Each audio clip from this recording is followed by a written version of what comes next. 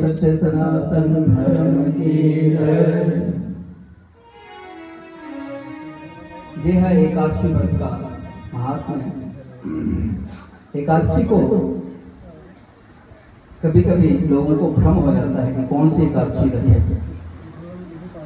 दशमी के साथ जो एकादशी हो उस दिन वो सामान्य रूप में व्रत नहीं किया जाता, दशमी विद्या होती है। नारद पुराण में उसकी कथा आती है। एक मोहिनी थी जो उस समय ब्रह्मा जी ने भेजी थी।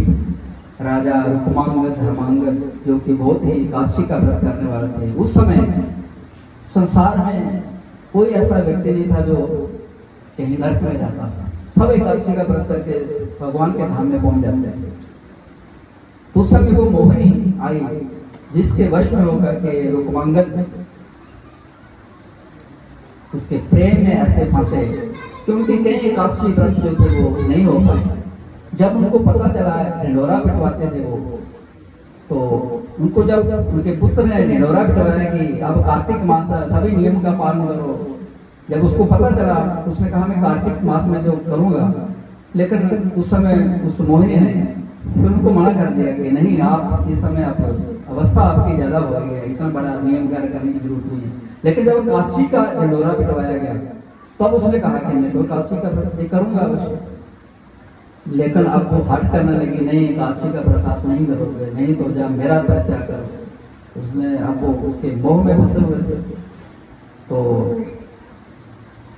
अब वहाँ धर्मांगद भी उनका पुत्र भी आ जाता है।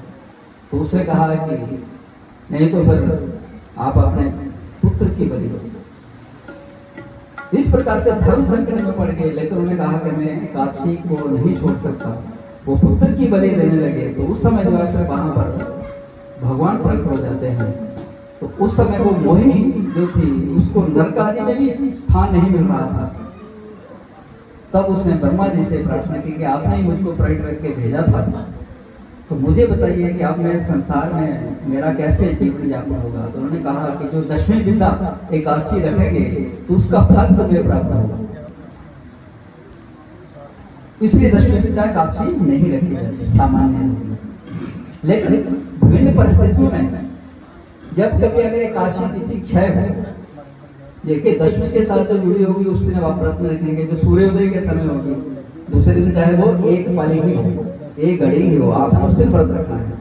लेकिन कभी कभी क्या होता है कि वो दशमी से दिन है लेकिन दूसरे दिन नहीं है, एकादशी तिथि हो और द्वादशी दूसरे दिन थोड़ी है।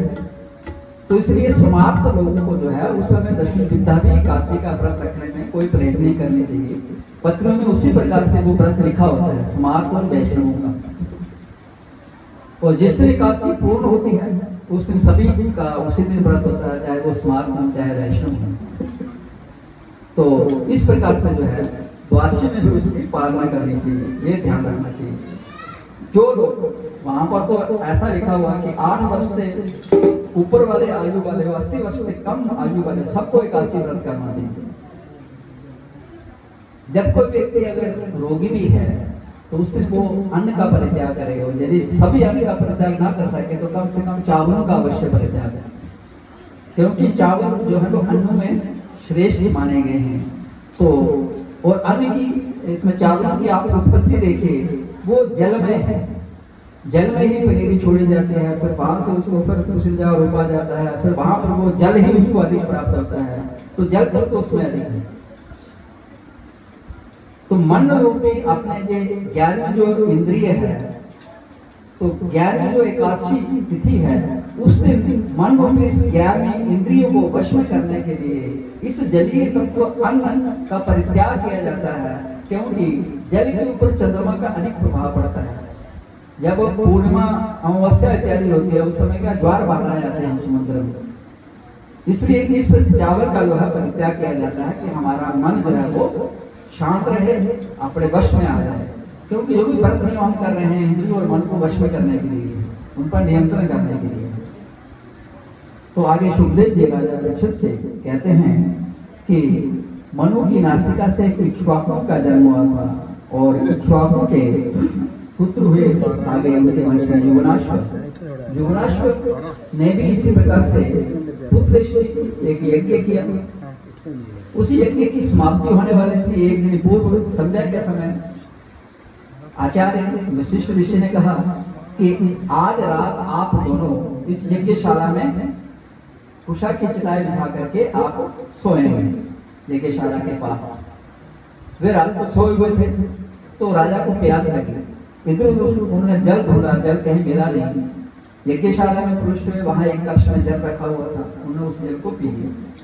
सुबह हुई, जब यज्ञ आरंभ हुआ, यज्ञ समाप्ति हुई, उस समय विशिष्ट ऋषि ने देखा उस पात्र में जल नहीं है। उन्होंने पूछा इसमें से जल कहाँ गए थे? तो अभिमंत्रित करके हमने रखा हुआ था। राजा ने कहा रात को मुझे प्यास लगी और मैंने इसका पान कर लिया। विशिष्ट ऋषि कहने लगे ये तो अभिमंत्रित था, हमने जो आपकी पत्नी को पिलाना था उससे उसे पुत्र प्राप्ति होने की, तो अब आपने पी लिया है तो इसका प्रभाव आप पर पड़ेगा। अब राजा जो युवनाश्व थे वो उनको गर्भ संधि हुई, उनके उदर में वो पलने लगा हुआ है। जब उसकी उत्पत्ति का समय आया तो उस समय शल्य क्रिया के द्वारा उसको जन्म दिया गया। उसमें वहां देवराज इंद्र भी उपस्थित थे। उन्होंने, अब उसकी माता नहीं है जो उसको स्तनपान कराए, तो उसने उस समय उसके मुंह में अपनी अंगुली डाली और कहा कि इससे तुम्हें जो अमृत प्राप्त होगा। माम था कि मेरे इस अंगुली का तुम पान करो। इस प्रकार से उस बालक का नाम मानधाता पड़ा। वे मानधाता राजा बहुत ही प्रसिद्ध हुए। एक बार वो अपने राज्य में बैठे हुए थे, राजसभा लगी हुई थी, उनके वहां एक सोमरी नाम के ऋषि आकर के उपस्थित हुए। राजा ने उनको प्रणाम किया तो ऋषि कहने लगे कि राजन, मैं किसी कार्यवश आपके पास आया है, मैं चाहता हूँ कि मैं विवाह करूँ, इसलिए तुम अपनी एक कन्या मुझे समर्पित करो। अब राजा देखते हैं सोमरी ऋषि को, वृद्ध राजा है, वृद्ध ऋषि हैं, लेकिन तपस्वी हैं। यदि उनको मना करते हैं तो ये श्राप दे सकते हैं, और यदि मना नहीं करते तो मानधाता की 50 कन्याएं थी। वो सोचने लगे जिस कन्या का विवाह मैं इनके साथ करूंगा वो तो मुझको हमेशा गालियां देती रहेगी कि मेरे पिता ने मुझे इस बूढ़े के साथ मेरा विवाह कर दिया। अब वो बीच की युक्ति निकालने लगे कैसे बताया जाए। उन्होंने कहा हे मुनिवर, मेरी 50 कन्याएं हैं, उनमें से जो आपको स्वयं वर लेगी, जो चाहेगी कि मैं आपके साथ आपको पति बनाने के लिए इच्छुक हूँ, तो मैं उसका विवाह आपके साथ कर दूंगा। अब ऋषि ने कहा ठीक है, अपने सिपाही को भेजो, कन्याओं का जो महल है वहां मैं चलता हूँ। सोमरी ऋषि जब जाने लगे तो मन में उन्होंने सोचा कि ये राजा मुझको टालना चाहता है, क्योंकि मेरे इस शरीर को, रूप को देख करके कौन कन्या मुझे पसंद करेगा। रास्ते में हमने तपस्या के अपने बल से अपने आप को युवा बना लिया, सुंदर बना लिया, जब वहां पहुंचे तो राजकन्याओं को संदेश दिया गया सिपाही के द्वारा कि आपके पिता ने आदेश दिया है कि इनको आप में से जो भी वर्ण करे उसका विवाह राजा इनके साथ करते हैं। वो बहुत सुंदर थे, बड़े हुए उस समय उनका विवाह अवस्था थी। सभी कन्याओं में होड़ लग गई कि मैं इसके साथ विवाह करूंगी, नहीं कर सकती। सभी जा रहे थे। तो अब राजा ने प्रतिज्ञा कर रखी, तो राजा ने अपने 50 कन्याओं का विवाह उन सोबरी ऋषि के साथ किया। सोबरी ऋषि ने अब अपनी तपस्या के बल से ही अनेक महल बना लिए और उनमें जो भी गृहस्थोचित सामग्री है सब जुटाई और काफी समय बीता। उनके पुत्र पौत्रा के हुए। एक दिन फिर वो उस यमुना नदी के किनारे गए।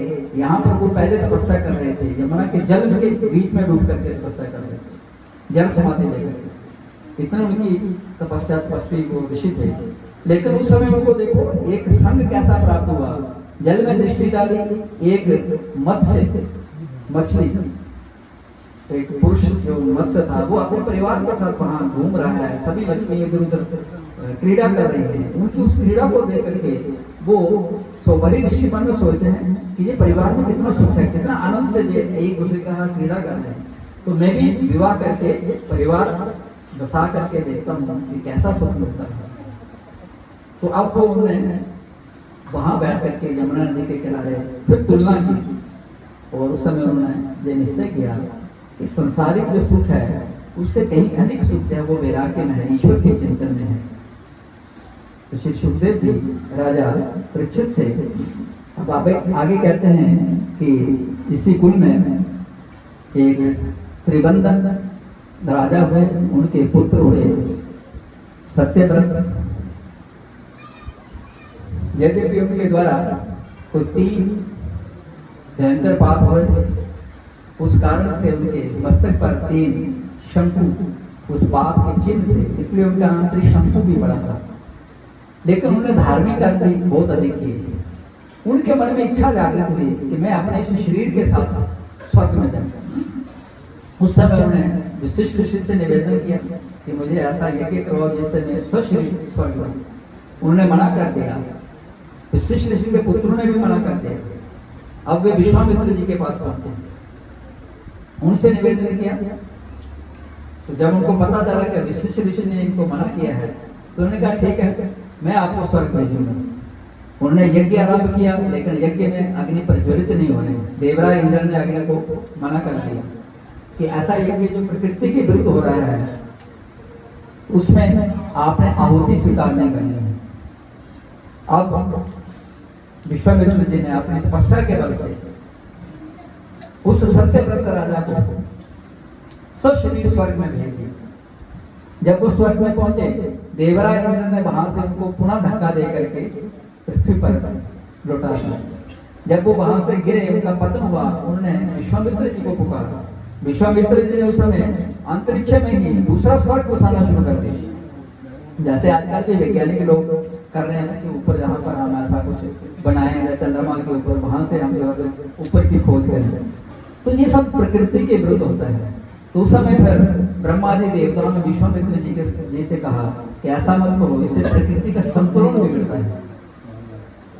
अब विश्वामित्र जी ने उस समय वो रचना बंद कर दी। तो ऐसा कहा जाता है जो नारियल इत्यादि हैं ये उस समय विश्वामित्र के द्वारा ही उपजाए हुए हैं। तो उनकी आंखें होती हैं, दिखाई देता है पूरा वो पूरा। वे विश्वामित्र जी ने उस समय इंद्र से फिर निवेदन किया, क्योंकि इंद्र ने कहा कि इसके पाप भी हैं कुछ। तो उस समय उन्हें फिर उसका प्रायश्चित करवाया और उसके बाद जो है वो उसे शंकु को फिर स्वर्ग में लेकर के गए। श्री सुखदेव जी राजा परीक्षित से कह रहे हैं कि इन्हीं त्रिशंकु के पुत्र हुए हरिश्चंद्र। हरिश्चंद्र बहुत ही सत्यवादी राजा थे। एक बार वशिष्ठ उनके सत्यवादिता की प्रशंसा स्वर्ग में जाकर के करते हैं। वहां विश्वामित्र जी भी बैठे हुए थे। विश्वामित्र जी को ये अच्छा नहीं लगा। तो उस समय विश्वामित्र जी ने कहा ठीक है, मैं परीक्षा करूंगा विश्वामित्र जी ने इस प्रकार से माया रची जिसमें वे अपना सब राजपाट विश्वामित्र जी को दान कर देते हैं। विश्वामित्र जी अब उनके राज्य में पहुंचते हैं और जाकर के हरिश्चंद्र से कहा कि आपको याद है आपने मुझे वो दान किया है? उन्होंने कहा हाँ। उन्होंने कहा फिर दे दो मुझे अपना राजपाट। हरिश्चंद्र जी ने अपना सिंहासन दे दिया, मुकुट उनके सिर पर रख दिया। अब उन्होंने कहा कि इतना दान किया आपने तो अब मुझे इसकी दक्षिणा भी दो, जो कि कई करोड़ स्वर्ण मुद्राएं थी। अब राजा कहने लगे मैं राजकोष से आपको वो दिला देता हूं। उन्होंने कहा यार राजकोष तो मेरा हो चुका है, आपको इसकी व्यवस्था अलग से करना पड़ेगी। और ये भी ध्यान रखो कि ये दान दिया हुआ आपका राज्य है, अब इस राज्य में आपको रुकना भी नहीं चाहिए, क्योंकि दान की हुई वस्तु अपने उपभोग में कभी लानी नहीं चाहिए। जिस वस्तु को हम दान कर देते हैं किसी दूसरे को अगर दे देते हैं संकल्प करके, फिर उसका स्वयं सेवा उससे नहीं लेनी चाहिए। जैसे हम गाय किसी को अगर दान करते हैं तो गाय जिसके घर में गई हुई है तो उस गाय का दूध हमें फिर पीना नहीं चाहिए।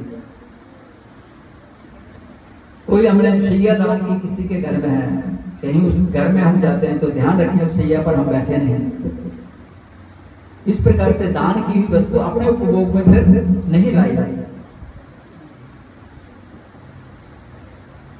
ऐसे ही एक कन्यादान भी होता है, लेकिन कन्यादान जो दान देने के बाद भी वो कन्या फिर घर में आकर के कई बार काम करती है, तो क्या उसको उसका व्यक्ति को पाप नहीं लगता? क्योंकि वो तो दान किया हुआ, कन्यादान किया हुआ, फिर वो घर में आकर के कोई अगर सेवा करती है परिवार की तो उससे पाप लगना चाहिए।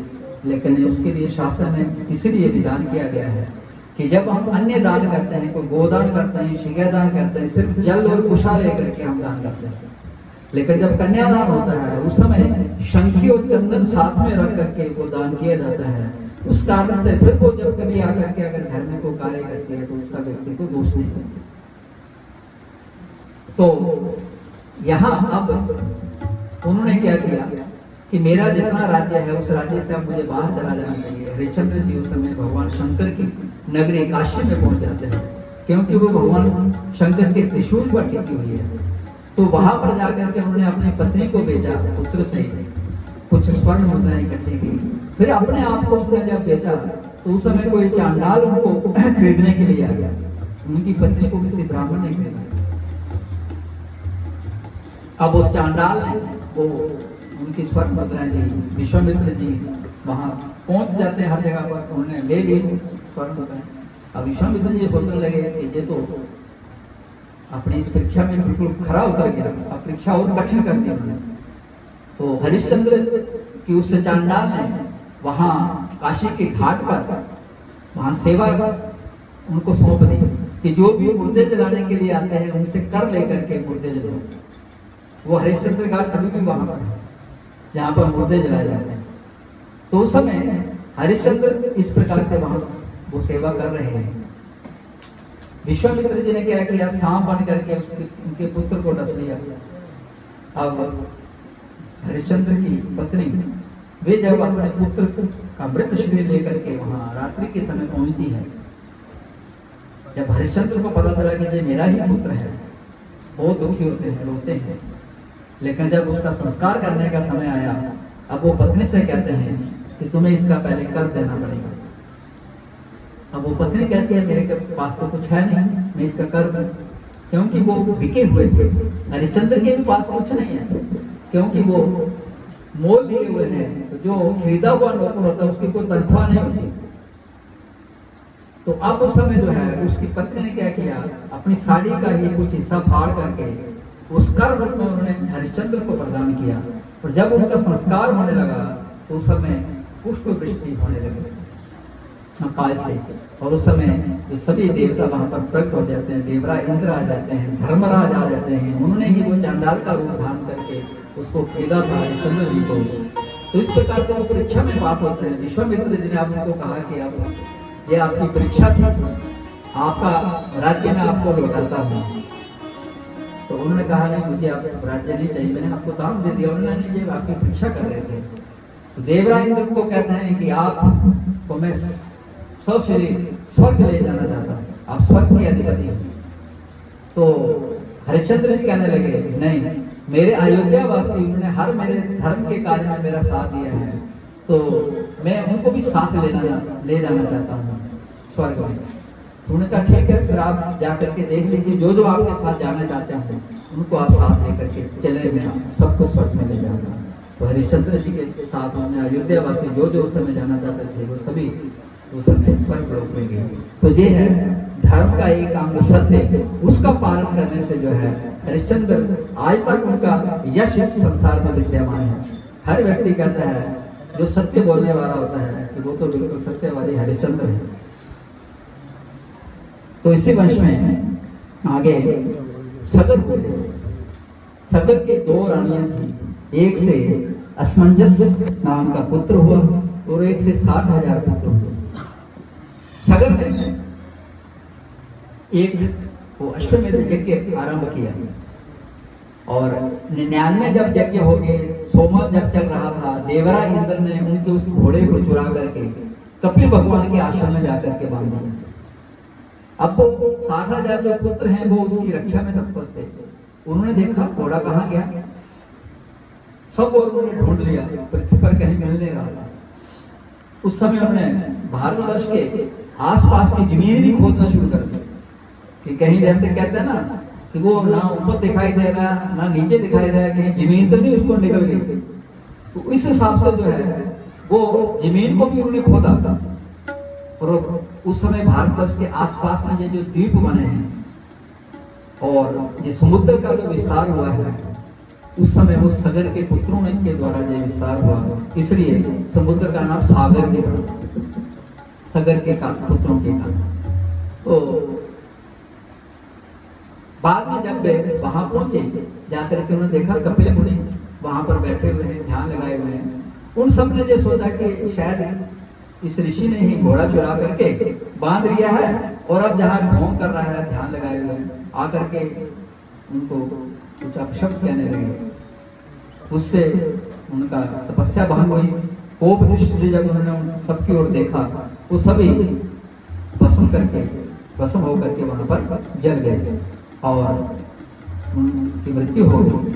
सगर को पता चला, वे वहां पहुंचे, उन्हें कपिल भगवान से क्षमा याचना की और निवेदन किया कि हमारे इन पुत्रों का जो जल करके इनकी मृत्यु हुई है, इससे जो है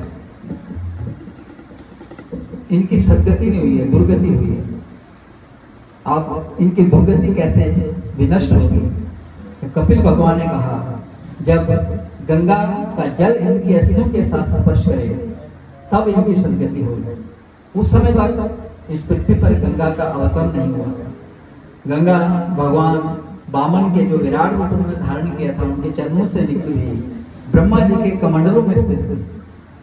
अब उस समय सगर ने अपने पुत्र असमंजस को राज्य दिया और तपस्या करने लगे ब्रह्मा को प्रसन्न करने के लिए कि वो गंगा को पृथ्वी पर छोड़े। ब्रह्मा प्रसन्न नहीं हुए। असमंजस ने फिर अपने पुत्र अंशुमान को राज्य शासन दिया और स्वयं तपस्या की। अंशुमान ने भी फिर अपने आगे पुत्र दिलीप को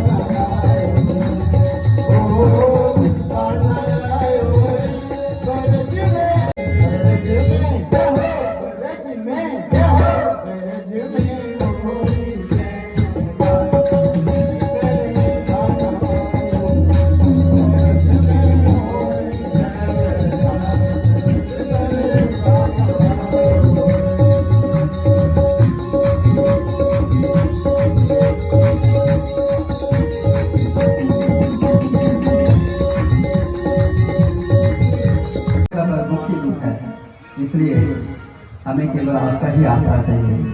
भजन गा करके आगे बढ़ते हैं।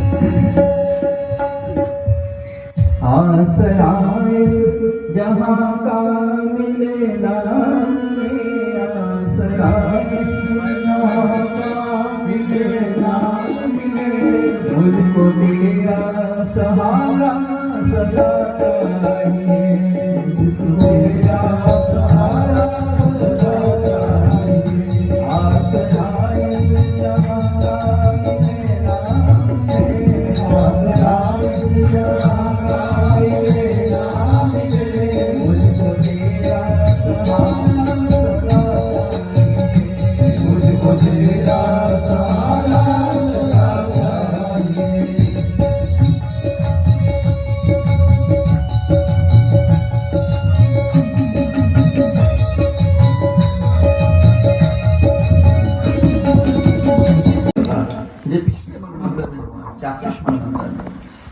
उसके बाद मनमंत्र बीच में परिवर्तित हुआ।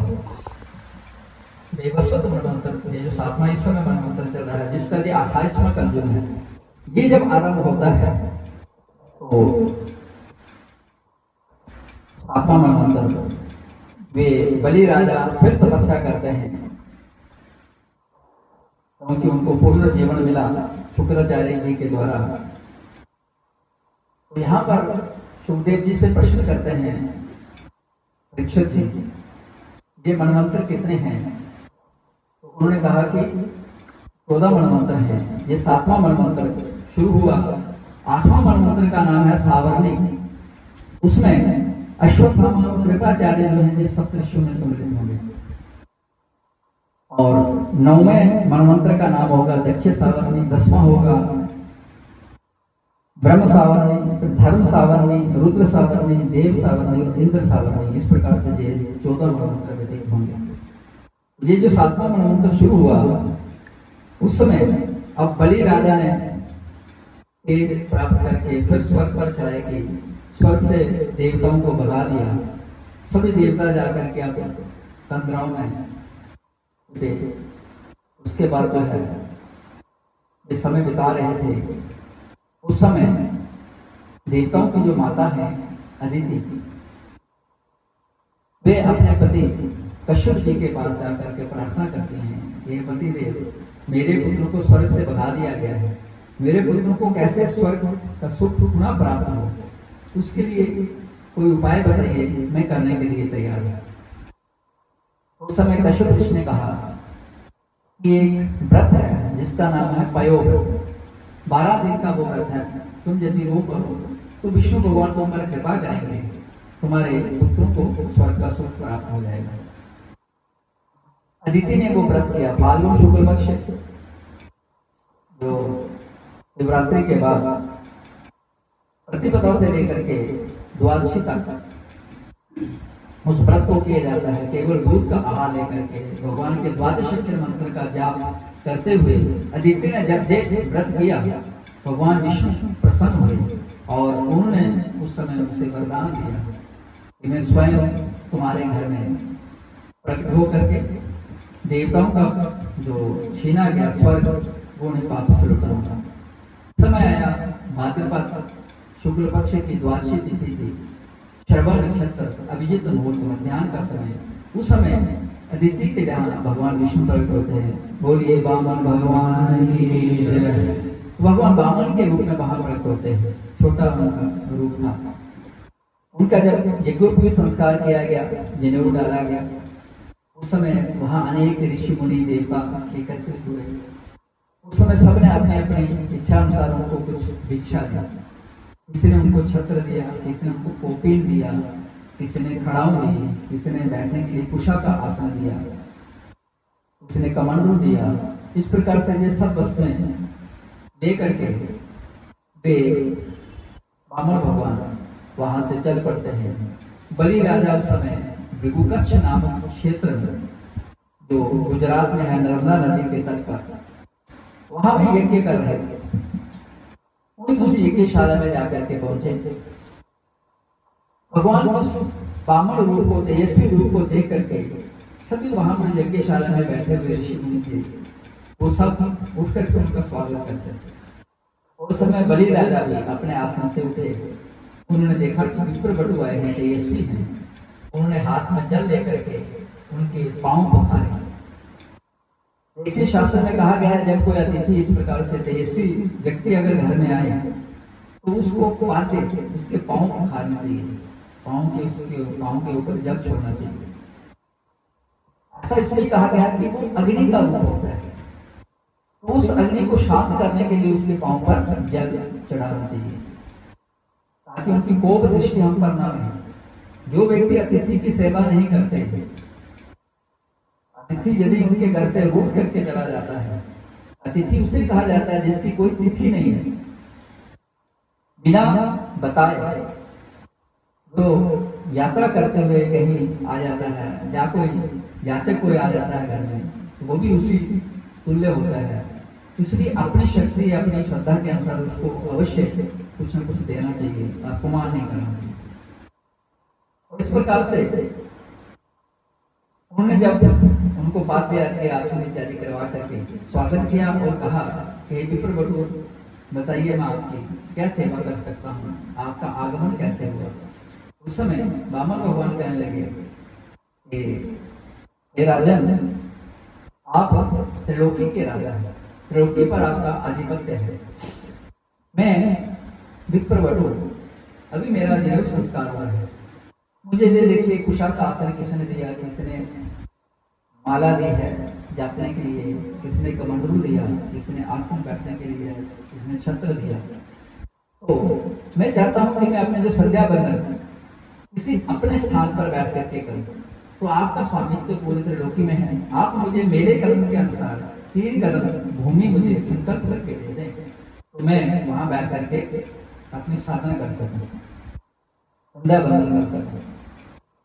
तो उस समय बलि राजा कहने लगे, हे विप्रवटु, आप तो तेजस्वी दिखाई दे रहे हैं, लेकिन अभी तो आपने बाकी जैसे ही बात कर ली। आप स्वयं अपने मुख से कह रहे हो कि मैं त्रिलोकी का स्वामी हूँ, तो आप मुझ त्रिलोकी नाथ से मांग रहे हो, तो बस एक ही बार मांगो, जीवन में आपको कहीं पर किसी से मांगने की आवश्यकता ना हो। इसलिए सोच विचार करके मांगो, मैं आपको सब कुछ दे सकता हूँ। उस समय वामन भगवान कहने लगे, हे राजन, आपने ये जो कहा कि आप और कुछ मांगो, आपको जीवन में मांगने की आवश्यकता ना रहे, आपने अपने कुल के अनुरूप बात कही है, क्योंकि आपका इतना उच्च कुल है। आपके पिता विरोचन बहुत बड़े दानी थे, उन्होंने अपने आप को दान कर दिया। आपके तो दादा प्रहलाद भगवान के महान भक्त, और आपके परदादा महापराक्रमी बलशाली हिरण्यकश्यप, ऐसे कुल में उत्पन्न आपने तो अपने कुल के अनुरूप बात की है, लेकिन ब्राह्मण को संतोषी होना चाहिए। इसलिए मुझे जितनी आवश्यकता है मैं उतनी ही आपसे मांगूंगा। अब बलि राजा कहने लगे कि आप मेरी वो जानते हो, मेरे पिता दादा परदादा सबका आपको ज्ञान है, लेकिन फिर बच्चे जैसी बात कर रहे हो, फिर सोच लो और कुछ अधिक मांगो। मुझे भी ये देने में लज्जा आ रही है। अब उनकी जो आपस में बात हो रही है, वो शुक्राचार्य जी जो है वो जो सब दृश्य देख रहे हैं, वो ध्यान लगाते हैं और उनको सब कुछ पता चल जाता है कि ये भगवान विष्णु वामन का रूप धारण करके आए हुए हैं, और इसके बाद क्या होने वाला है वो भी उनके दृश्य में आ गया। जब वामन भगवान आप वही हाथ लगाए हुए कि मुझे बस 3 कदम होने चाहिए, तो उस समय अब वो कहते हैं ठीक है, आपकी इच्छा है तो मैं तैयार हूँ। जब इस प्रकार से बलि राजा ने कहा, उसी समय शुक्राचार्य ने कहा कि हे बलि, मेरी बात ध्यान से सुनो, तुम इस समय मोहित हो चुके हो। ये तुम्हारे सामने जो छोटा बालक है, ये विष्णु रूप परिवर्तन करके आए हुए हैं, और तुम जो इनको दान करने लगे हो, तुम्हारा सर्वस्व इन्होंने छीन लेना है, तुम्हारे पास कुछ नहीं बचेगा। इसलिए मेरी बात मान लो, ये दान मत करो। तो उस समय बलि राजा कहने लगे, हे गुरुवर, यदि ये भगवान विष्णु आए हुए हैं तो इसमें तो मेरा यश और बढ़ेगा कि भगवान को भी मेरे सामने आकर के मांगने की आवश्यकता पड़ा। और मैं इनको देख करके अपने आप को भाग्यशाली समझूंगा, क्योंकि ये लिखे जाकर तो भगवान विष्णु की ही प्रसन्नता के लिए किए जाते हैं। तो आप मुझे रोकिए नहीं। अब उन्होंने हाथ में जल ले लिया और संकल्प करना शुरू कर दिया। ब्राह्मणों ने द्वितीय प्राण श्री श्वेत बाधा करके वैवस्वत बनमंत्रे सतयुगे प्रथम सतयुग, क्योंकि उस समय पहला सतयुग शुरू हुआ था। तो आज से ये घटना जो है तकरीबन 11 करोड़ वर्ष पहले की। उस समय अब उन्होंने जब ये संकल्प किया करने लगे तो शुक्राचार्य से रहा नहीं गया कि ये मेरा शिष्य जो है इस समय भ्रमित हो गया है, मेरी बात नहीं मान रहा है, लेकिन मुझे चाहिए कि मैं इसकी रक्षा करूं। वो झट से जो उनके हाथ में जलपात्र था उसकी टोंटी आगे जहां से जल आगे गिरने वाला था वहां सूक्ष्म रूप बना करके काट देते हैं। संकल्प पूरा हुआ, वो जल डालना चाहते हैं लेकिन जल आगे गिरने लगा। वामन भगवान ने एक कुशाल का तिनका लिया, उसमें घुसेड़ा, वो शुक्राचार्य की आंख में लगा। शुक्राचार्य छपखा करके वहां भागे, अपने आसन पर जाकर के प्रकट हो गए। उनकी एक आंख वो काली हो गई और अब वो जल जो था भगवान के हाथ में पड़ा।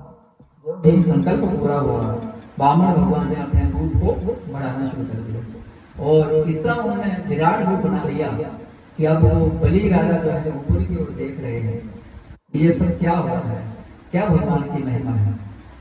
और उस समय भगवान ने अपने एक पैर से त्रिलोकी मापा, दूसरा अपना चरण उठाया तो ब्रह्मांड का छेदन करके दूसरा चरण बाहर निकला, वहां से गंगा प्राप्त हुई। ब्रह्मा जी ने उस गंगा को अपने कमंडलों में सुरक्षित कर लिया और उसके बाद अब वे वामन भगवान बलि से कहने लगे,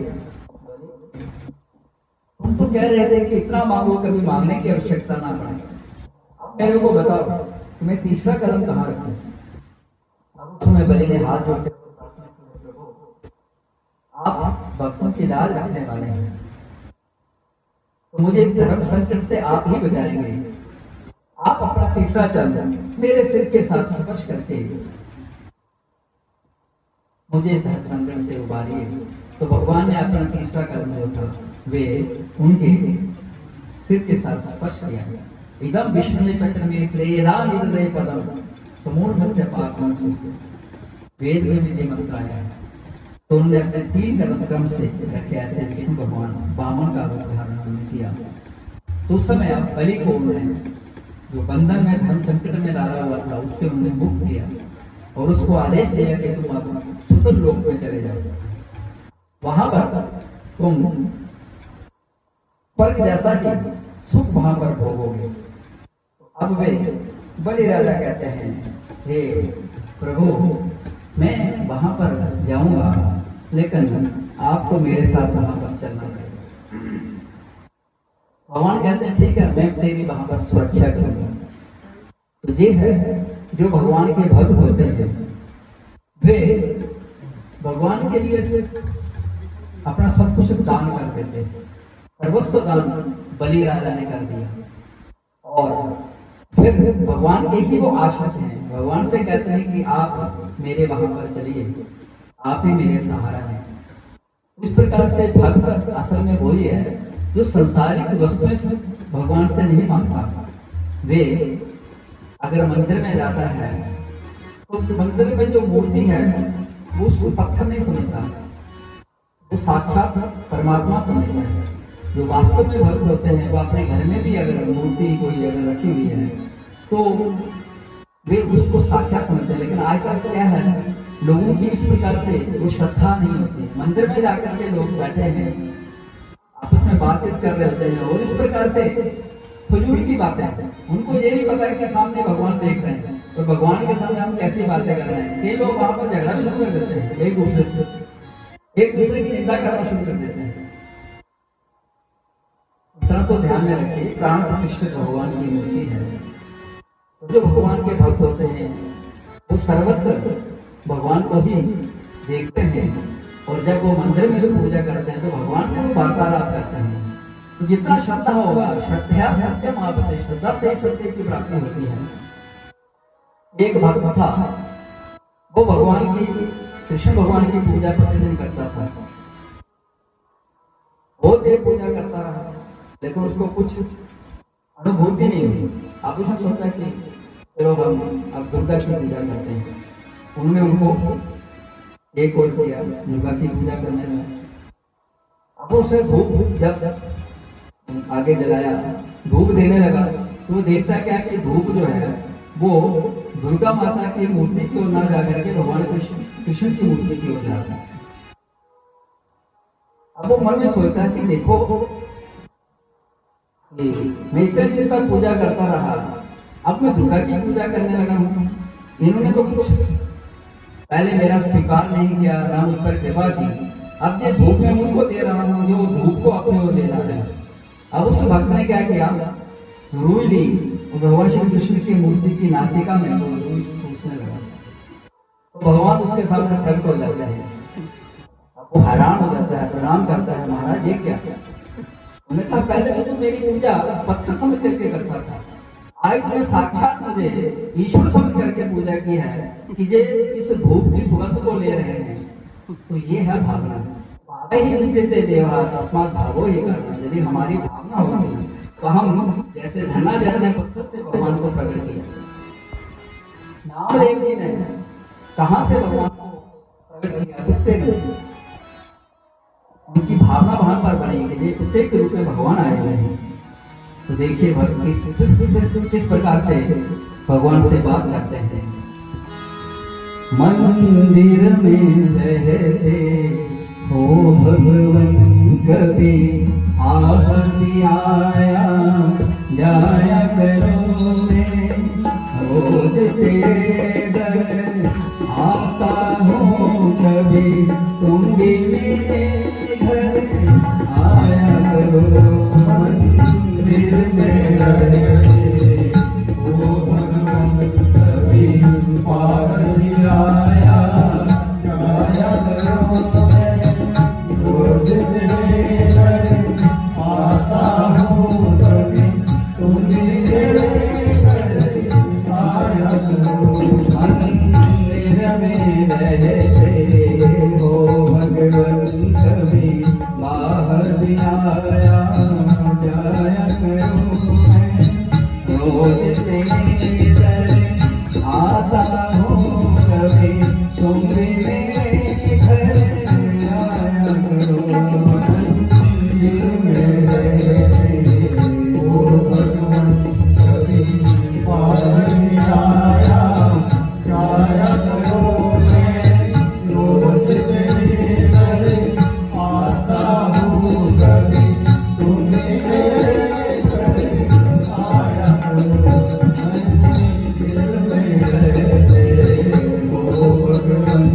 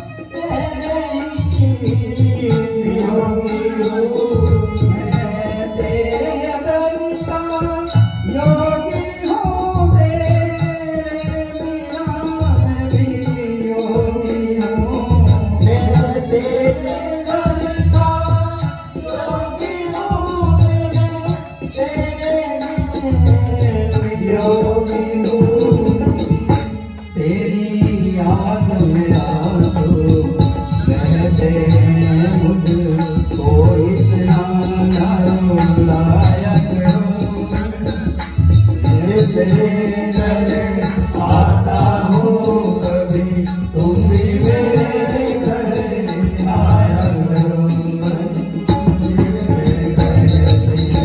ओ भगवान कभी मान आया आया करो ओ तेरे घर आता हूँ कभी, तुम भी मेरे घर आया करो।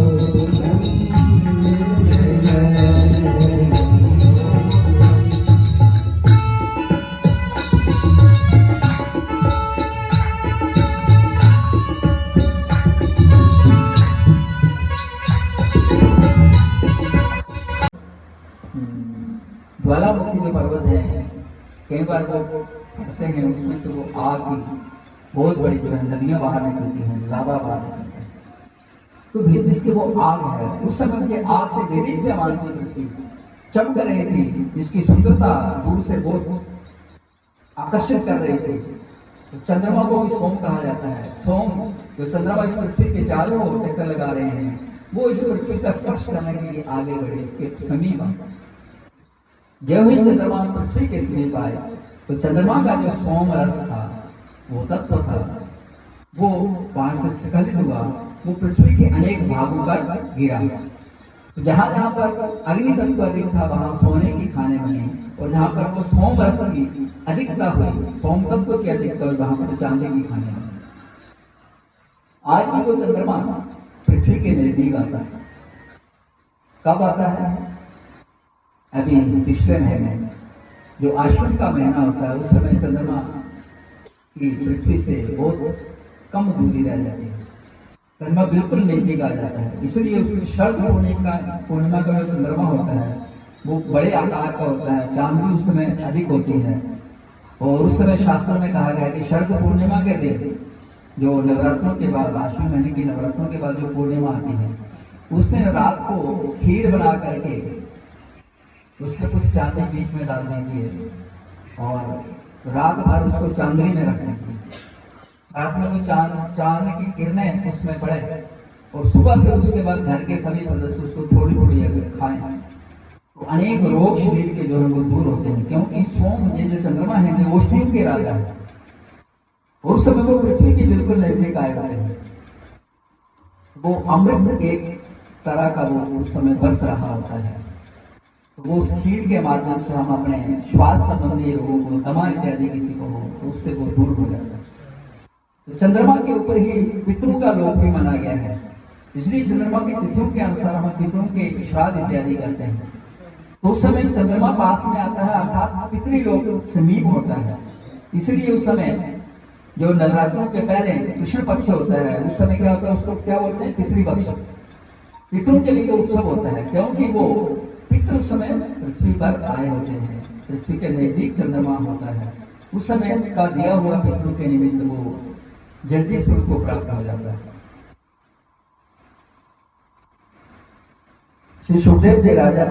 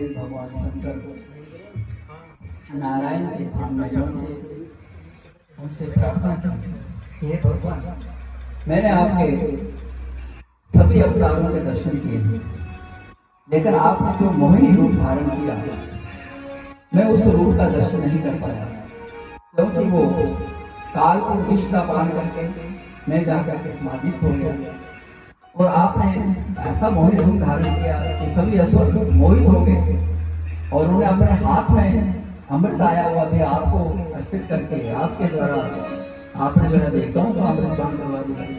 मैं ऐसे स्वरूप के दर्शन करना चाहता हूँ।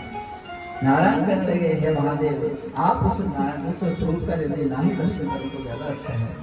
लेकिन भगवान कहने लगे, नहीं, मैं उस स्वरूप से वंचित नहीं होना चाहता, मैं उस स्वरूप का दर्शन करके आनंदित होना चाहता हूँ। भगवान ने कहा, ठीक है, आपको मैं दर्शन करवाऊंगा। एक समय भगवान शंकर बैठे हुए हैं, सामने एक सुंदर बगीचा है, उनकी दृष्टि पड़ी, एक सुंदर स्त्री पुष्प चयन कर रही है, फूल चुन रही है। जो ही उनकी दृष्टि पड़ी वो अपने आप को खोल के अपने स्थान से उठे उस स्त्री की ओर चल पड़ी। अब वो फूलों का चयन करते हुए आगे बढ़ती है, महादेव जी उसके ओर निकल जाते हैं, वो और आगे बढ़ जाते हैं, उसका पीछा करते हैं, आगे बढ़ते हैं। अंत में जब महादेव जी उसका आलिंगन करना चाहते हैं, उसके स्वरूप को देख करके इतने मोहित हुए, क्यों ही उस समय भगवान नारायण अपने उस रूप जो मोहित रूप धारण करके वहाँ आए हुए थे, उन्होंने उस रूप को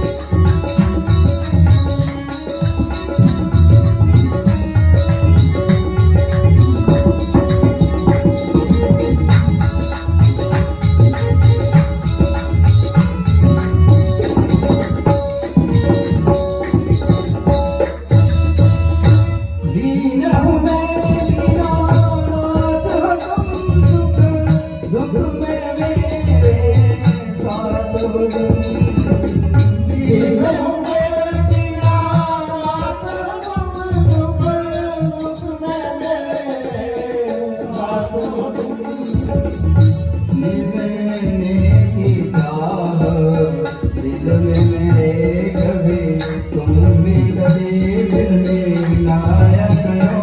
मैं रोज तेरे घर आता हूँ, कभी तुम्हें मेरे घर आया करो।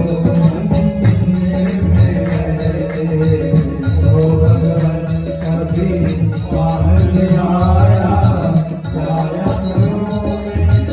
रोज तेरे घर आता हूँ, कभी तुम भी मेरे घर आया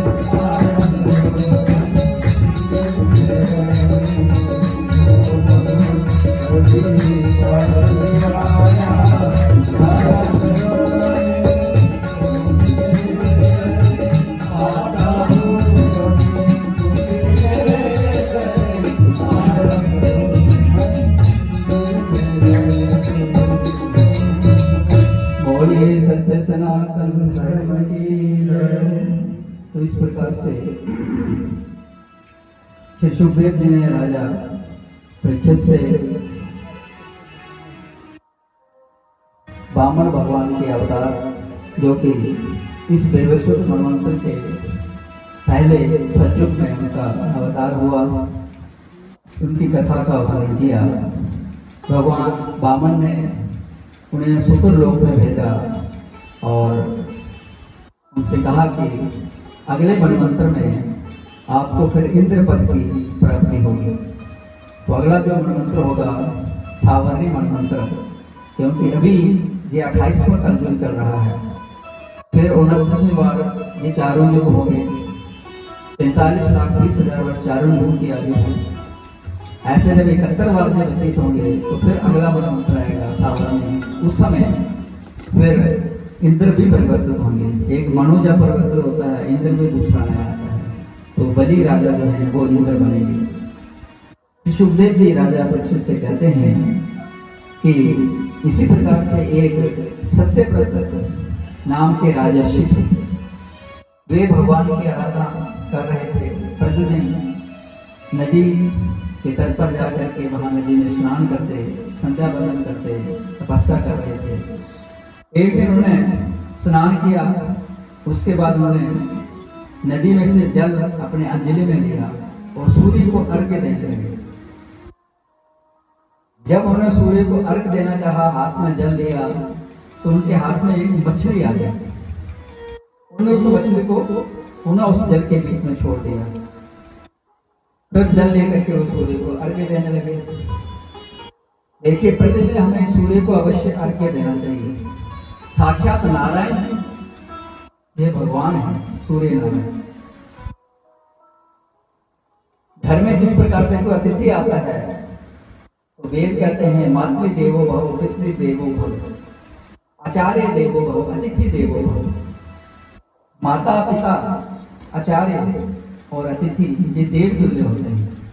उसी प्रकार से जो पंच प्रधान देवता है, गणेश, भगवान विष्णु, शिव, दुर्गा और सूर्य नारायण, उन सब 5 प्रधान देवताओं में जो साक्षात हमारे सामने प्रतिदिन हमें दर्शन देते हैं, हमारे घर आते हैं। लेकिन हम यदि उनसे पहले उठ करके नहा धो करके उनका स्वागत नहीं करते हैं, इसका मतलब हम भक्त नहीं हो सकते भगवान के। ब्रह्म मुहूर्त को प्रतिदिन सुबह जल्दी व्यक्ति को उठना चाहिए। अन्य हम कोई भी काम करते हैं उसके लिए केवल हम मुहूर्त पूछते हैं कि ये मकान बनाना है, मुहूर्त को अच्छा सा बताइए। गाड़ी खरीदनी है तो मुहूर्त बताइए। मकान में प्रवेश करना है, मुहूर्त बताइए। कहीं यात्रा करनी है, कोई अच्छा सा मुहूर्त होना चाहिए। तो अगर परमात्मा को प्राप्त करना है तो परमात्मा किस मुहूर्त में मिलेंगे? वो ब्रह्म मुहूर्त में नहीं मिलेंगे, क्योंकि ब्रह्म ईश्वर को कहा जाता है। इसलिए उस समय रात को जल्दी सोना चाहिए। सुबह सूर्योदय से पहले 2 घंटा पहले, कम से कम 1.25 घंटा पहले तो उठिए। संध्या के समय तो व्यक्ति को सोना नहीं चाहिए। सुबह जो है सूर्योदय से पहले 1.25 घंटा जो है वो संध्या समय होता है। वो शाम को सूर्यास्त के बाद 1.25 घंटा जो है संध्या घड़ी प्रमतार के दिन बाद, सूर्यास्त के बाद जो है 3 घड़ियां संध्या का समय होता है, 1 घंटा 12 मिनट। तो इस प्रकार से जब हम सूर्य को अर्घ देते हैं, कई लोग ये सोचते हैं कि सूर्य को अर्घ जो है सूर्य तो करोड़ों मील पृथ्वी से दूर है। हमारा दिया हुआ जल सूर्य तक कैसे पहुंचेगा? ये तो ऐसे ही अपने आपको धोखा देने वाली बात है। अरे हम वहां पर नहीं जा सकते, हमारा जल अगर वहां पर नहीं जा सकता, लेकिन सूर्य की किरणें तो हमारे तक आ रही है ना। वो सूर्य की किरणें जो है वो उन्हीं का हाथ है, उनके हाथ हमारे तक पहुंच रहे हैं, हम उनके हाथ में 2 अर्घ्य नहीं दे सकते। कुछ भाव तो देखिए। अरे आज विज्ञान का युग है, आप रिमोट से जहां बैठे होते हैं वो सामने टीवी आप ऑन करते हैं, वो चलना शुरू हो जाता है। जहां बैठे हुए मंगल ग्रह पर रॉकेट पहुंच गया है, वहां से वो चित्र भेज रहे हैं, हम जहां से उसको संचालित कर रहे हैं। और करोड़ों मील दूर जो सूर्य के वहां ही अब रॉकेट पहुंचाया गया है, और वहां से वो सूर्य की चित्र लेकर के भेज रहा है। चंद्रमा के ऊपर रॉकेट जाता है और वहां से वो चित्र लेकर के भेज रहा है। वो कैसे संभव हो जाता है? वो संभव है, लेकिन हमारे द्वारा किया हुआ जो है सूर्य को अर्घ दिया वो नहीं पहुंच सकता। ऐसी विडंबना है। ये नास्तिक लोग होते हैं जो ईश्वर की सत्ता को स्वीकार नहीं करते, लेकिन वो स्वीकार करनी पड़ेगी, क्योंकि बिना कर्ता के सृष्टि नहीं हो सकती, बिना कर्ता के कार्य नहीं होता। इसलिए कोई तो है ना जो इस पूरे संसार को चला रहा है। अरबों वर्षों से ये पृथ्वी घूम रही है, अपने धुरी पर 24 घंटे में घूम जाती है और सूर्य की परिक्रमा कर रही है। हम सनातनी लोग अगर पृथ्वी का पूजन करते हैं, जब हम सुबह उठते हैं तो शास्त्र हमारे कहते हैं कि सुबह उठते ही पहले आप पृथ्वी पर जब पांव रखते हैं तो उस समय पृथ्वी पर दोनों हाथ रख करके प्रणाम करना चाहिए। समुद्र वसने देवी पर्वत स्तन मंडले विष्णु पत्नी नमस्तुभ्यम पाद स्पर्शम क्षमस्वमे। हे पृथ्वी, मेरे जो पांव स्पर्श करने लगा हूं, ये अपराध कर रहा हूं मैं, मेरे इस अपराध को क्षमा करना। तो हम क्या उस समय ऐसे ही जड़ चीज का पूजन कर रहे हैं? अरे इस पृथ्वी में वो तेज है, वो शक्ति है, तभी तो जो 24 घंटे में घूमती है और फिर सूर्य के चारों ओर 1 अरब 97 करोड़ वर्ष जो है परिक्रमा कर रही है। बिना शक्ति तो हो सकता है? आप एक लट्टू को घुमा करके छोड़ दीजिए, वो कुछ देर के बाद खड़ा हो जाता है, खत्म हो जाता है, उसका घूमना बंद हो जाता है। तो सनातनी जो है वो शक्ति का पूजन करते हैं। जो लोग ये कहते हैं कि ये तो जड़ पदार्थों का पूजन करने वाले हैं, अरे फिर तुम अपने जो शरीर का पूजन क्यों कर रहे हो? उसको भोजन क्यों पूछ रहे हो? ये भी तो जड़ है, लेकिन उस जड़ के अंदर जो चेतना बैठी हुई है वास्तव में पूजन उसका होगा। तो इस प्रकार से जब उन्होंने हाथ में फिर जल लिया, अर्घ देने लगे, तो उस समय फिर उनको आवाज आई कि हे राजन, मैंने आपकी शरण ग्रहण की थी तो आपने मेरा त्याग कर दिया। वो इधर उधर देखने लगे, तब तक कोई दिखाई नहीं दिया। फिर उन्होंने जल लिया, 3 बार अर्घ देना चाहते थे। फिर तीसरी बार जब वो देने लगे उस समय फिर आवाज आई, फिर उन्होंने देखा कोई नहीं है, तो उस समय वो मछली कहने लगी, हे राजा, मैं आपके चरणों के पास हूँ। उन्होंने नीचे देखा, वही जो हाथ में मछली आई थी वो नीचे चरणों में घूम रही है। उन्होंने उसको उठाया, अपने कमंडलों में रखा, थोड़ा जल बीच में रख लिया और उसको लेकर के अपने महल में पहुंचे। वहां पहुंच के क्या देखते हैं, उसने पूरे कमंडलों जितना अपना आकार बना लिया। एक बरात ली, उसमें जल रखा, उसके बीच में उसे छोड़ा और जाने लगे। तो फिर वो मछली कहने लगी, हे राजा, ये मैं जहाँ तंग हूँ। उन्होंने देखा पूरा मछली ने बरात जितना आकार ले गया। वहां से उन्होंने उठा करके उसको खुले एक बड़े कढ़ाई में रखा, पानी डाल करके। फिर वहां से जब जाने लगे उसने उतना ही आकार लिया और राजा से कहने लगे, ये मेरे लिए पर्याप्त स्थान नहीं है। और उन्होंने वहां से उन्हें उठा करके एक सरोवर में रखवाया।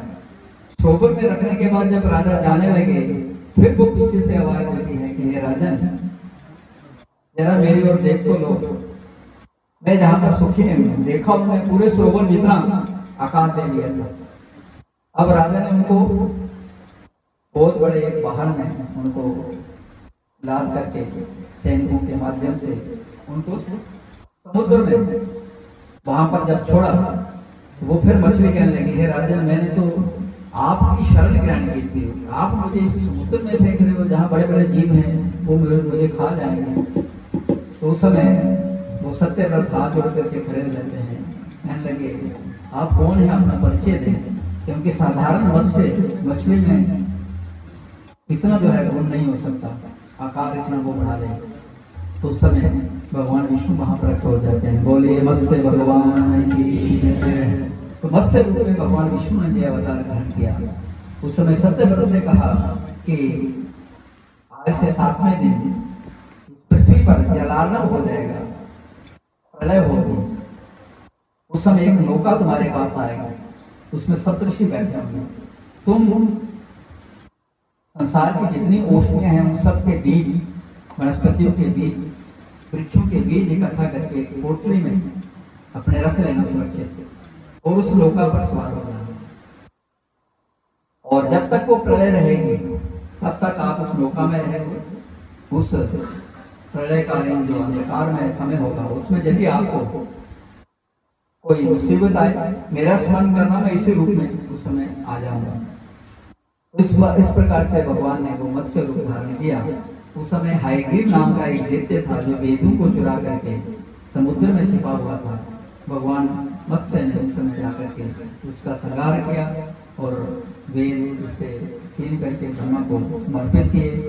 इस प्रकार से जब वे सत्यव्रत सप्तऋषियों के साथ वहां नौका में थे, उन्होंने भगवान मत्स्य को स्मरण किया, वे वहां प्रकट हुए, नौका को भी सहारा मिला और उनका आपस में जो संवाद हुआ वो मत्स्य पुराण में वो सब उनकी बातचीत वहां पर लिखी है। तो इस प्रकार से मत्स्य भगवान का ये अवतार रहा हुआ है।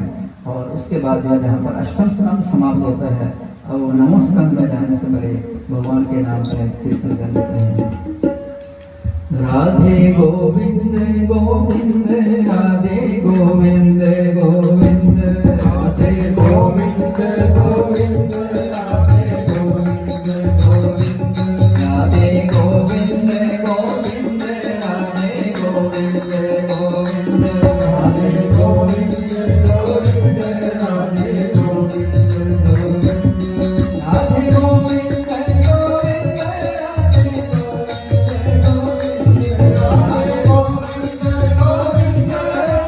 गोविंद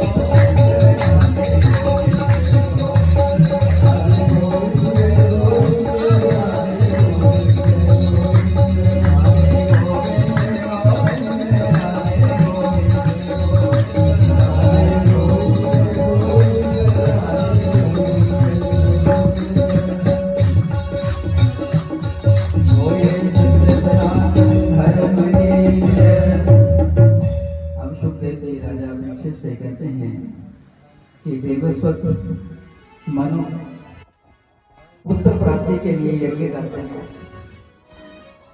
लेकिन जब संतान को प्राप्ति हुई तो पुत्र के स्थान पर उन्हें कन्या प्राप्त हुई। देवस्वत मनु उस समय गुरु वशिष्ठ कहते हैं कि हे मुनिवर, मैंने तो पुत्र की कामना से यज्ञ करवाया था, लेकिन ये कन्या कैसे आ गई? उस समय वशिष्ठ मुनि ने कहा, आपका संकल्प बिल्कुल ठीक था और हम लोगों के द्वारा मंत्र सामग्री इत्यादि सब कुछ ठीक हुई। देखिए, कोई भी जब यज्ञ हम करते हैं उस यज्ञ में अनेक प्रकार की त्रुटियों की संभावना हो सकती है। यदि नियम का पालन किया जाए तो यज्ञ के फल में कमी आ जाती है या विपरीत भी फल मिल जाता है। सबसे पहले तो फिर स्थान देखना पड़ता है कि स्थान उचित है जहां पर हम कर रहे हैं। फिर समय मुहूर्त देखना पड़ता है, किस मुहूर्त में हम उस काम को करें, उस यज्ञ को करें। उसके बाद फिर जो यजमान है उसकी श्रद्धा, और फिर जो आचार्य हैं उनका उच्चारण, उनकी श्रद्धा, फिर विधि, फिर उसके बाद सामग्री जिसके द्वारा हम यज्ञ कर रहे हैं उसमें कोई कमी तो नहीं है। ये सब चीजें जो 5-6 चीजें हैं, इनमें से किसी में भी कमी रह जाए तो उसमें फल की त्रुटि आ जाती है। लेकिन जहां वशिष्ठ कहते हैं कि वो सब कुछ ठीक था, केवल आपकी पत्नी के मन में ये इच्छा थी कि मुझे एक कन्या प्राप्त हो। उनकी प्रबल इच्छा के कारण जो है आपको कन्या प्राप्त हुई। पत्नी से पूछा गया, रानी से, उन्होंने कहा हाँ, मैं यही चाहते थे कि मुझे कन्या की उत्पत्ति हो। अब लेकर देवस्वत मनु कहने लगे कि संकल्प करवाने वाला मैं, तो मुझे तो पुत्र ही चाहिए। तो शिष्य ऋषि देखिए कितनी उनकी तपस्या थी। तो उन्होंने उस समय अपने तपस्या के तेज से उस इला नाम की कन्या को पुरुष के रूप में परिवर्तित किया और उसका नाम रखा सुद्युम्न। वे बड़े हुए, राजा बने। एक दिन सुद्युम्न एक घोड़े पर आरूढ़ होकर के हिमालय की एक ऐसी तलहटी में पहुंच गए जहां वो प्रतिबंधित क्षेत्र था। भगवान शिव और पार्वती एक बार उस क्षेत्र में विहार कर रहे थे और अचानक आकाश से सीधे सप्तऋषि वहां पर उतर करके आते हैं। उन सप्तऋषि को देख करके मां पार्वती को अच्छा नहीं लगा कि इस प्रकार से दूसरे लोग आकर के हमारे विहार में खलल डालें, परेशानी डालें।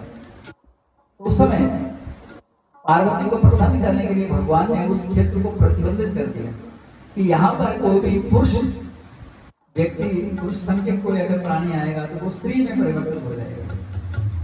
उसी क्षेत्र में जब वो सुद्युम्न में पहुंचा तो उसका रूप परिवर्तन हो गया, वो स्त्री हो गया और उसका घोड़ा भी घोड़ी बन गया। वो अपने रूप को देख करके परेशान हो गया, ये क्या हुआ। अब वो अपने वापस राज्य में नहीं पहुंचा। वहां वन में चंद्रमा के पुत्र बुध तपस्या कर रहे थे, आश्रम था, वहीं पर जाकर के वो स्त्री रहने लगी। वहां उनके आगे जो पुत्र हुआ, वहां पर गंधर्व प्रीति से उनका विवाह हुआ और पुरुरुवा नाम के उनके पुत्र जहाँ से चंद्रवंश था। उधर वशिष्ठ ऋषि ने देखा कि सुद्युम्न गया था, बड़ी देर हुई, वापस नहीं आया। ध्यान लगा करके उन्होंने देखा कि वो चंद्रमा के पुत्र बुध के आश्रम में वहां पर स्त्री रूप नहीं। वहां पहुंचे और आकर के उससे कहा कि भाई तुम्हें अपने राज्य में चलना चाहिए। वो स्त्री रूप में सुद्युम्न ने कहा कि मैं इस रूप में वहां नहीं जा सकता। तो उस समय जो है फिर वशिष्ठ ऋषि ने भगवान शंकर पार्वती को सुद्युम्न को साथ रख करके उनको प्रसन्न किया। शिव और पार्वती की कृपा से फिर 1 महीना में पुरुष और 1 महीना स्त्री के रूप में उनको ये वरदान मिला। वो फिर कुछ समय तक उस प्रकार से वो 1 महीना पुरुष के रूप में बाहर आकर के लोगों के बीच में रहते थे। जब स्त्री हो जाते थे फिर वो महल में ही रहते थे। इस प्रकार से वो शासन करते रहे। फिर बाद में उन्होंने पार्वती और शंकर को पुनः प्रसन्न किया और अपने पुरुषत्व को प्राप्त किया। ये देखिए उस समय का विज्ञान। आज जो है अभी की साइंस भी वहां तक पहुंची है और वो भी रूप मतलब लिंग परिवर्तन कर लेते हैं। पुरुष से स्त्री और स्त्री से पुरुष बना सकते हैं। ये देवस्वत मनु के पुत्र हुए शर्याती। एक और शर्याती अपने परिवार के साथ कहीं वन में घूमने के लिए गए। शिविर डाला उन्होंने, सेना भी साथ में थी। उनकी पुत्री अपनी सहेलियों के साथ वन में घूमने लगी। एक जगह उस पर देखा उसने कि एक मिट्टी का टीला सा बना हुआ है। दीमक ने मिट्टी वो घेर लगाया हुआ था। 2 सुराखों से उसे कुछ ज्योति सी दिखाई दी।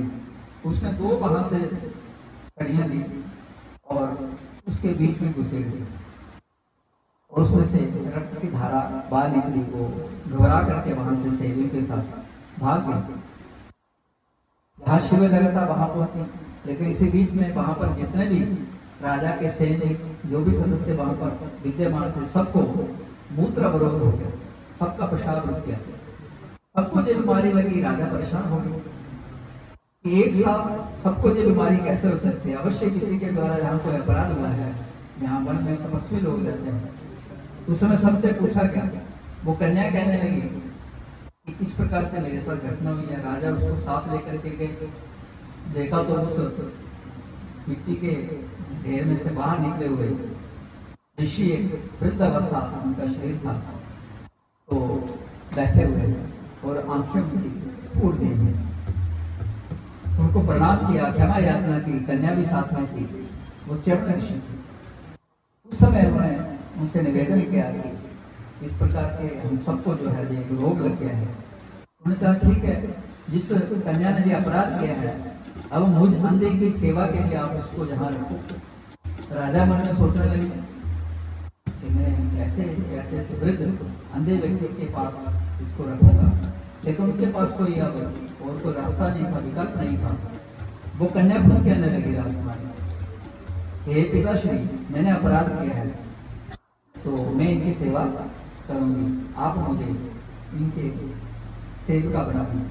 तो उन्होंने उस समय उसका हाथ उस ऋषि के हाथ में दिया। पानी का संस्कार हुआ। सभी लोगों का वो रोग दूर हुआ।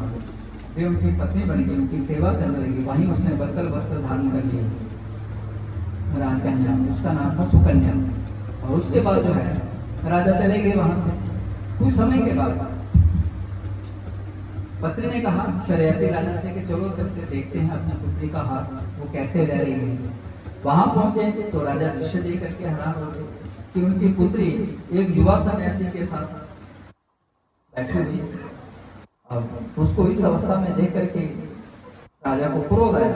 राजा ने कहा है पुत्री, उनको मैं पुत्री कहने में भी शर्म लज्जा अनुभव कर रहा हूँ कि तुम्हारा विवाह मैंने च्यवन ऋषि के साथ किया था जो वृद्ध थे, और तुमने मेरे कुल को कलंकित कर दिया।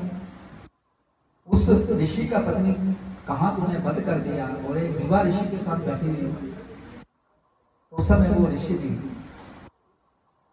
शर्याती राजा से हाथ जोड़ करके कहने लगे कि आप किसी प्रकार की शंका मत कीजिए। दोनों पति पत्नी कहने लगे।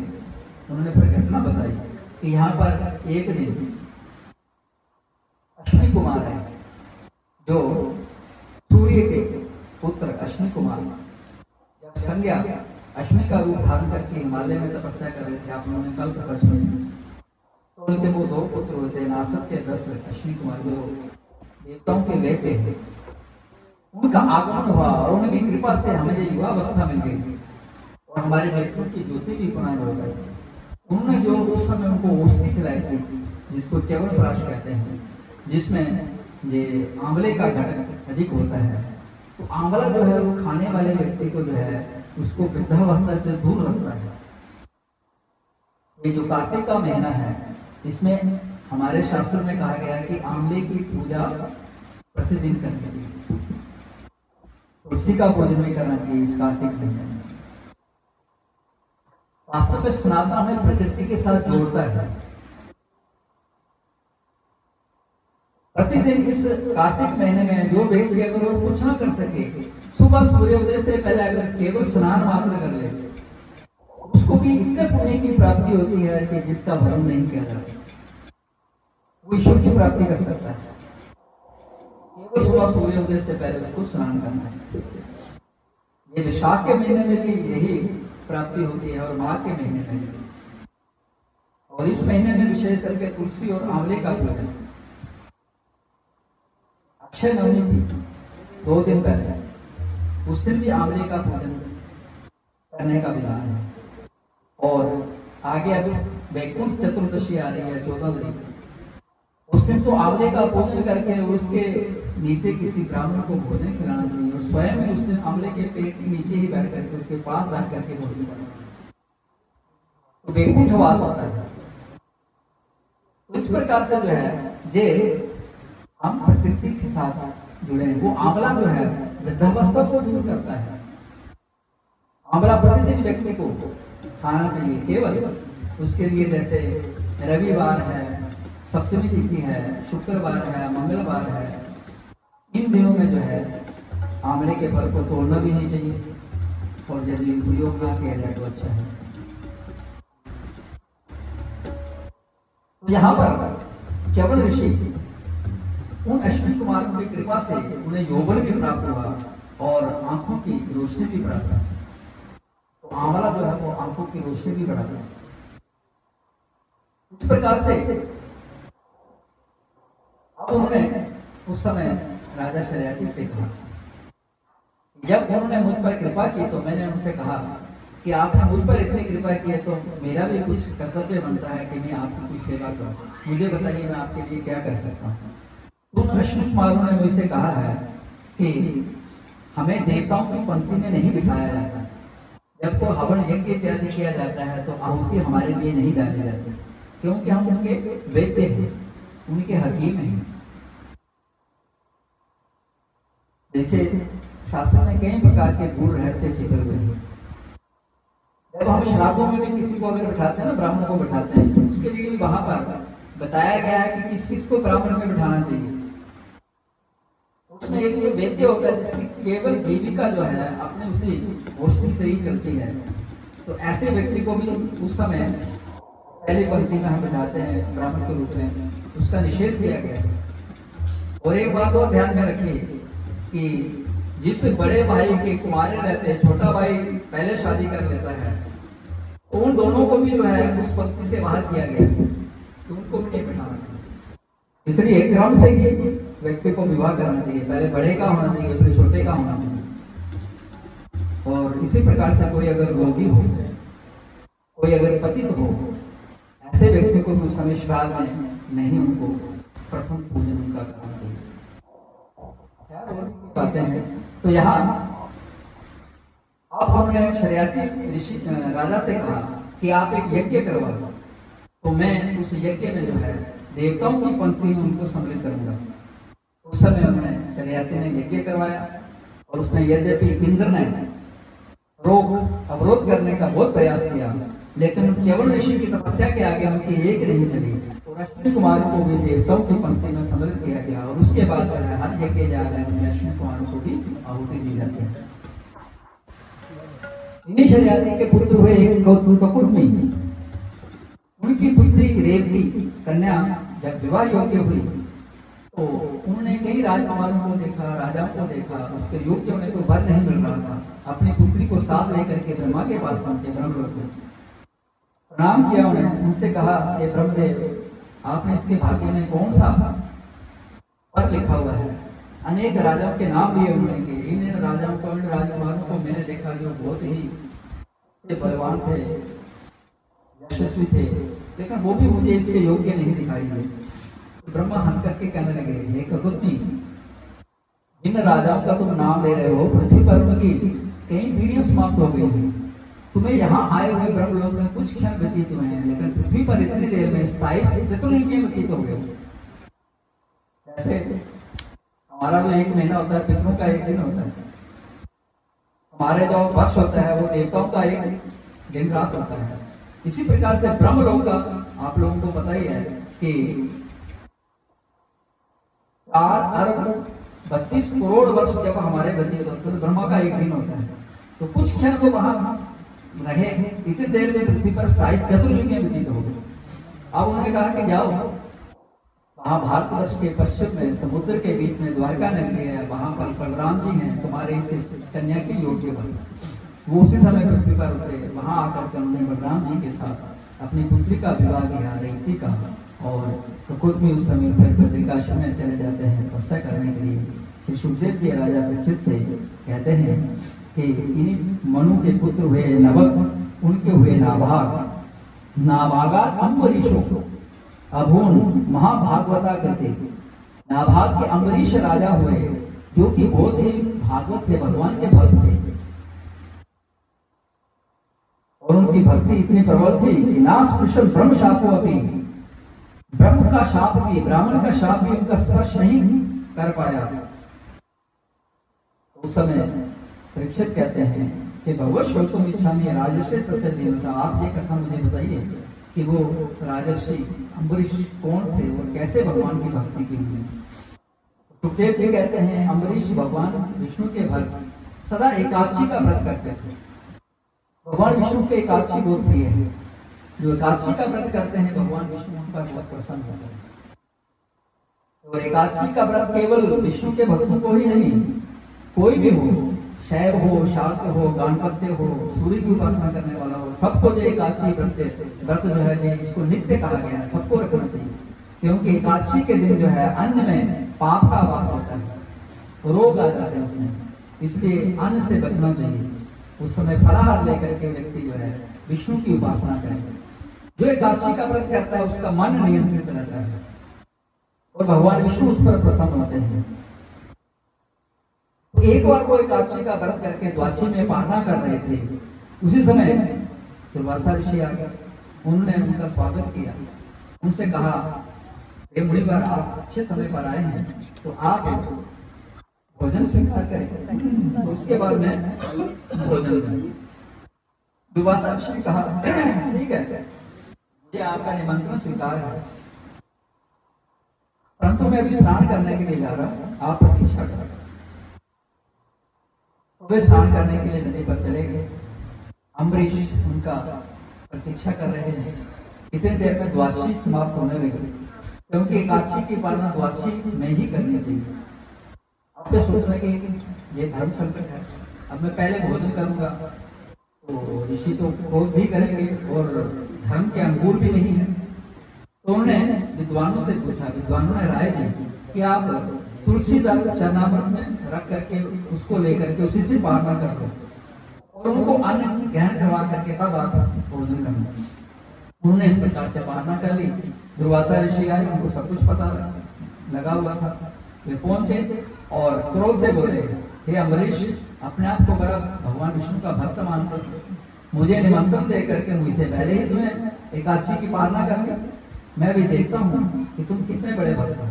उन्होंने उस समय एक कृत्या उत्पन्न यथासा और राक्षसी ज्यों ही अम्बरीश की ओर बढ़ी, सुदर्शन चक्र जो उनकी रक्षा में तत्पर था, उसने राक्षसी का वध किया और वो सुदर्शन चक्र दुर्वासा की ओर बढ़ने लगे। दुर्वासा ऋषि ने देखा जब सुदर्शन चक्र मेरी ओर आ रहा है, वो भागे। ब्रह्मलोक गए, ब्रह्मा से निवेदन किया, मेरा पीछा सुदर्शन कर रहा है, आप उसे छुड़ाइए। उन्होंने कहा मैं कुछ नहीं कर सकता। शिवलोक गए, भगवान शिव ने भी मना कर दिया। भगवान विष्णु के पास पहुंचे, भगवान विष्णु ने कहा हे मुनिवर, आपको यहाँ आने की आवश्यकता ही नहीं थी, मेरा वो भक्ति मेरे सुदर्शन चक्र को अदृश्य कर देगा, आप पुनः मेरे उस भक्त के पास जाइए।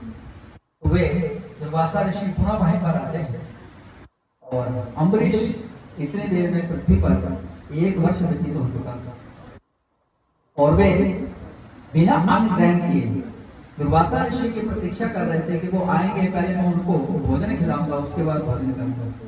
जब दुर्वासा ऋषि आए तो उन्होंने उनको प्रणाम किया, क्षमा याचना की। उन्होंने कहा इस सुदर्शन को, उन्होंने कहा सुदर्शन से प्रार्थना की, सुदर्शन अदृश्य हो गए।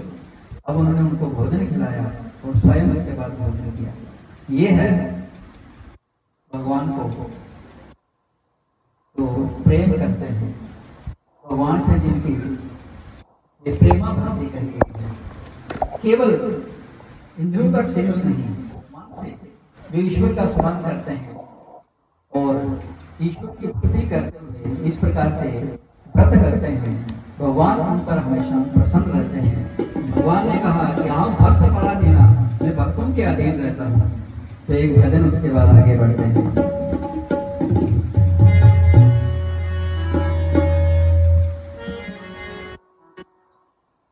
प्रेम बड़ा बलवान जगत में, प्रेम बड़ा बलवान,